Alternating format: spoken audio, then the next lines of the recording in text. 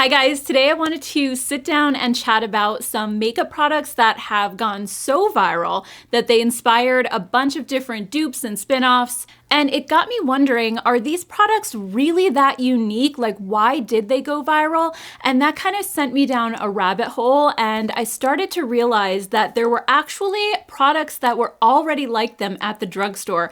So why they went viral, I don't know. It could be that people over on TikTok were paid to talk about them, or maybe they had really great marketing campaigns. I guess we'll never know, but I wanted to share some of these drugstore products that were around in some cases years before the viral product, but they never really went viral themselves. So if that sounds good, stay tuned. And if you're new here and you enjoy unsponsored makeup reviews, be sure to hit the subscribe button, and let's go ahead and jump right in and get started. So the first viral product that I thought of are the Drunk Elephant bronzing drops. So these actually launched back in June of 2018. They originally came in a tube, and then they ended up repackaging them more recently into the little dropper style bottle that they have now.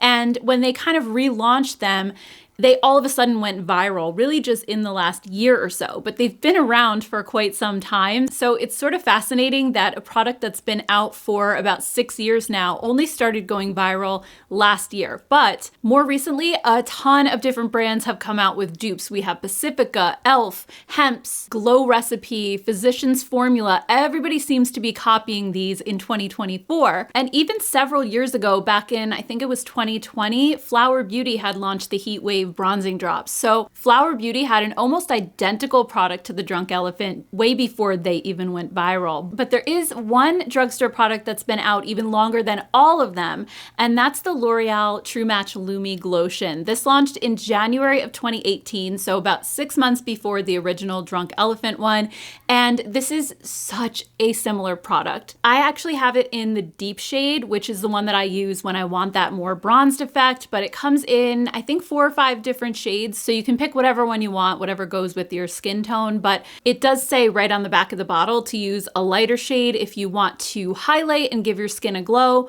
or use a deeper shade to bronze all over. So I like to use this similar to the way that the Drunk Elephant ones are supposed to be used. I mix it in with a little bit of my foundation, and for my body, because I put it on my arms today and my neck, I mixed it in with my body lotion, and it really just gives the most believable bronze glow. It reminds me of when you're on vacation and you've been out in the sun all day, and then you come back to your room at night and you're getting dressed for dinner and you're like, wow, I got a little bit of color. It gives that same kind of vibe without the negative effects of sun exposure. So it's just such a nice product if you want that really beachy kind of glow. Another product that was launched in September of 2020 that went totally viral were the Rare Beauty liquid blushes. Before this point, people really didn't talk about liquid blushes all that much. They were around, but this one just completely went viral. I don't know if it's because it was Rare Beauty and they were a new brand, or if it was just because influencers hyped these up so much, but it got me thinking liquid blushes have already been around for a while, and since this came out, there have been a ton of them launching. We have brands like Milani and Elf and NYX at the drugstore, Juvia's Place, Makeup Revolution, Profusion. Almost every drugstore brand has launched a liquid blush since these came out, and a lot of the higher end brands as well. But there was one liquid blush that came out at the drugstore before this, and I feel like they did get their share of hype a little bit, but not nearly what these got. And I'm talking about the Flower Beauty blush bombs. These came out in November of 2018, so a full 2 years before Rare Beauty. And even though this did seem to be a very universally liked product, I didn't hear too many negative comments about this. It wasn't like a lot of brands were copying this. It really wasn't until Rare Beauty launched that liquid blushes kind of took off. But I absolutely love these flower ones. I think they're a little bit less pigmented than the Rare Beauty, and at least for me, that makes them easier to use. They just have a beautiful, lightweight, fluid texture. They give your skin that little bit of a dewy finish like the Rare Beauty ones do, and they come in so many gorgeous colors. I don't hear a lot of people talking about these anymore, but I still think they're worth buying. You can grab them over at Ulta. I've seen them on Amazon as well. I don't know if CVS carries them anymore. Last time I was in there, they had gotten rid of the these, and they had their new ones with like the sponge tip applicator that are supposed to be like the Charlotte Tilbury. So I'm hoping that doesn't mean that these are being discontinued, because I actually prefer this formula to the new ones. So we'll have to see, but as of right now, you can still get them. And if you do like the blush bombs, I would jump on it before they disappear. Another super viral product is the Hollywood Flawless Filter from Charlotte Tilbury. This launched back in March of 2018, and there have been so many copycats. We have e.l.f., Catrice, Makeup Revolution, Juvia's Place, so many glowy primers. There's one from Say that also had come out, and it truly is a really beautiful product. It's a nice glowy base to put on under your foundation, or if you want to give your base products a little bit of glow, you can add in a couple of drops of this. It's really versatile. But a few months before this launched in January of 2018, again, we have the L'Oreal Lumi Glotion. This is such a similar product, and one that I actually prefer a little bit more. There's just something about this formula that sits on your skin so beautifully. It does have that little bit of a gel texture. I think that the Hollywood Flawless Filter is a little more creamy and slightly thicker. I love how thin the L'Oreal is because it just mixes with other products so easily. And also I feel like this one isn't quite as glowy. So it doesn't highlight your pores and texture quite as much as the Charlotte Tilbury one does, but it does leave enough of a glow that you can still see it. It helps dry skin to not look quite as dry. And even before this, L'Oreal had their Magic Lumi Primer. I remember talking about this on my blog years and years ago. I want to say that was maybe back in 2009, 2010. And that was another glowy base that you could put on under your foundation that had a little bit more glow than this one does. And I remember that being one of the most popular posts on my blog that I ever did. That's why it kind of sticks out in my mind, because that post that I did actually went viral for a while. So I feel like L'Oreal has had these glowy primers for a really long time, but it wasn't until Hollywood Flawless Filter that everybody kind of started copying and going in this direction. So I thought that was very interesting. I think Charlotte Tilbury must have a really amazing marketing team, because a lot of her products go viral, and most of the time I don't feel like they're that different than things that are already out there. Next up, let's talk about tubing mascaras, because the Thrive Liquid Lash Extensions inspired a whole host of brands to make their own tubing formulas. We have e.l.f., we have Milani, Tarte has one, Hourglass, Cali Ray. There are so many different ones. I think Essence has one too. And believe it or not, the Liquid Lash Extensions has been around since 2017. So it's not a new product, but it somehow just started to catch on and go viral more recently, which then is inspiring all the copycats. But there is one tubing formula that's been out since 2009 at the drugstore, and that's the L'Oreal Double Extend Beauty Tubes Mascara. So I'm actually wearing this one today, and this is not just a tubing mascara, it also has a lengthening primer with fibers on the other side, so it's kind of like a two-in-one sort of deal.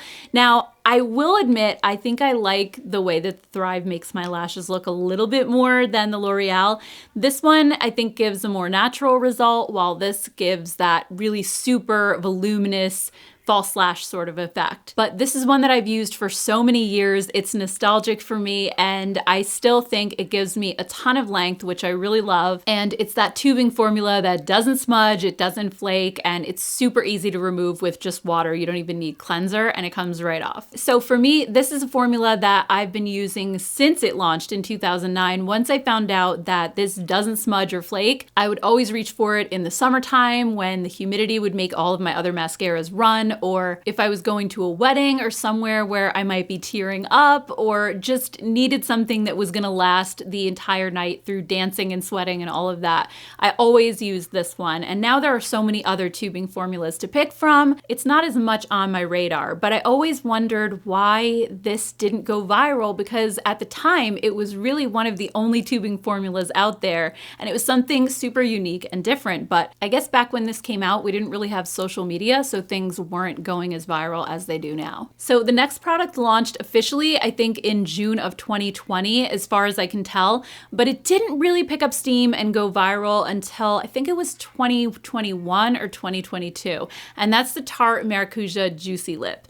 These have inspired a whole host of copycats and dupes. We have ones from e.l.f., NYX, ColourPop, Flower Beauty, About Face, everybody's coming out with these Melty lip balms in the click pen style applicator. And people love these because they are so juicy and hydrating. They have a melty texture that looks like a lip gloss in a stick. It has tons of shine and they feel super hydrating on your lips. But there was a Melty lip balm that launched earlier in 2020 that I like even better than these, and that's the Revlon Glass Shine lipsticks. So these are not in the same packaging. They're in a traditional like twist up style instead of the click pen.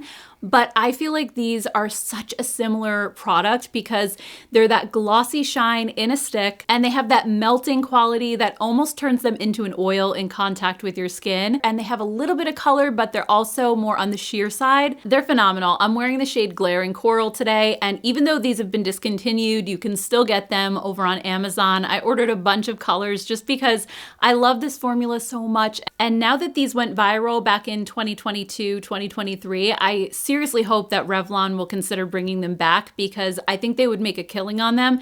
They're such a smooth formula and they're not quite as goopy as the Tarte ones are. So that's why I say that they're similar, but they're even better. I think they just hug your lips a little bit better. They sit a little bit more smoothly. And I also prefer the scent of the Revlon. These smell like vanilla. The Tarte ones smell like coconut, which I don't mind, but I do prefer the vanilla scent. So this is a product that did end up going viral, but I think it was too late. Revlon must have already decided that they were going to be discontinuing them because it was basically right after everyone started talking about this formula that they started to disappear. They weren't restocking certain colors and it was just one of those too little too late type of situations. But I just hope that Revlon saw how popular these were and maybe is in the works of bringing them back. Who knows? But I really feel like they were the first to do the Melty tinted lip balm thing. And this formula was the best out of any of the ones that are out there right now. Also in 2024, we're starting to see the rise of the glowy baked blush coming back again. We have the Rare Beauty ones that everybody is talking about. I feel like in the past couple of weeks, I saw these in everybody's Sephora recommendations videos, everybody's haul videos. They're just blowing up and I have to admit they are a really beautiful product, but I feel like baked glowy blushes are nothing new. My personal favorite that's been around since at least 2016, I was trying to find out online and that was pretty much the oldest mention I could find of them, are the Milani baked blushes. These are such a beautiful formula. They're really similar to the Rare Beauty, except I think the Milani have a little bit more pigmentation. This one, to me, was a little bit sheer and I had to keep building it up to get a little bit more color, but I'm actually wearing this one today on my cheeks. It's Luminoso and it's the most beautiful peachy coral shade. And even though the Milani do have a little bit of glow in them as well, I don't think they're quite as glowy as the Rare Beauty. These are almost bordering on like a colored highlighter, whereas the Milani ones are a little bit more blush than highlighter. So I just love these to death. I think they're beautiful. I have pretty much every color they've ever made. And I've always been a huge fan of baked face products because they go on so smoothly and they're more nourishing for dry skin because they start out as a cream formula that's then baked. So when you apply them, they kind of have that smoothness that a cream blush would. Another amazing drugstore baked blush that launched last year were the Essence Pure Nude. I love these as well, and I think similar to the Milani, these have a little bit more pigmentation than the Rare Beauty do, and they're a little bit more subtle when it comes to the glow, but they still give you that beautiful blush lighter effect, and they come in a stunning range of shades as well. So if you find yourself getting caught up in all the hype of the Rare Beauty baked blushes, don't forget about these from the drugstore. You probably already have them in your collection already, and if you don't, they're incredible, definitely worth checking out, and much less expensive. Another huge trend that we've been seeing over the past couple of years are skin tints. I think every brand from drugstore to high-end is coming out with skin tints. They became a little bit more of a big deal after the pandemic when everybody was starting to just wear less makeup in general and go for a more natural look.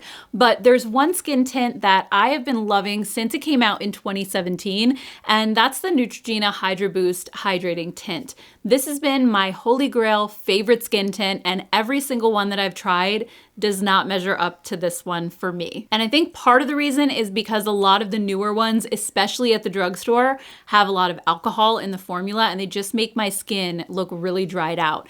This Hydra Boost one is alcohol free and it just makes my more mature 46-year-old skin look so much more plump and dewy and just more hydrated. It kind of fills in those fine lines a little bit more, makes them less noticeable, and it just leaves a sheer wash of color. So if I find myself needing a little more coverage, I'll use this and then just add a concealer in the spots that I need it, usually under my eyes and around my nose. But otherwise, this for me is just the perfect everyday skin tint, just no makeup sort of look. It doesn't look like you actually have product on, it just looks like your skin. So even though this has been around for 7+ years, I still continue to buy it. And like I said, it's my favorite out of all the skin tints that are out there. Yet another trend that isn't brand specific, but I just am starting to see this pop up all over the place are foundation sticks. We have the new ones from Ilia and Fenty. Hourglass has one. That new brand Basma at Sephora also has a foundation stick. I just feel like these are really starting to pick up steam,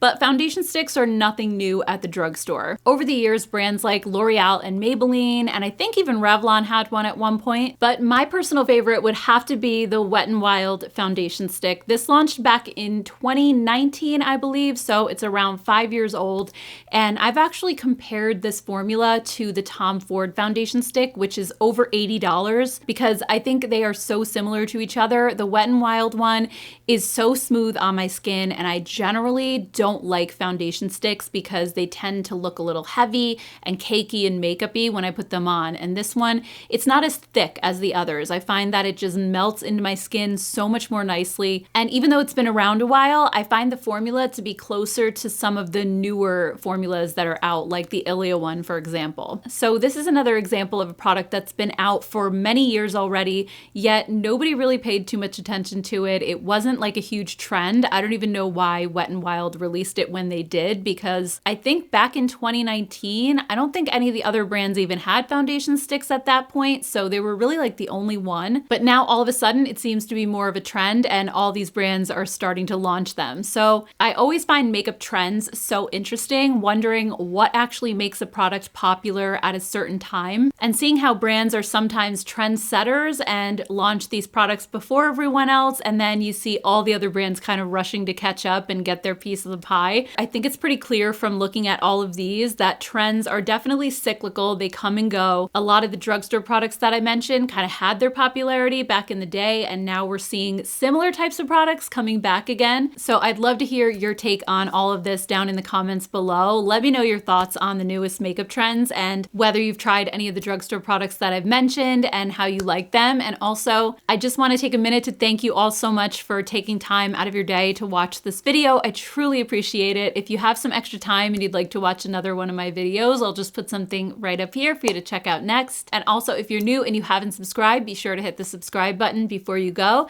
Thanks so much, guys. I hope you have a great rest of your day, and I'll see you all in my next one. Take care. Bye.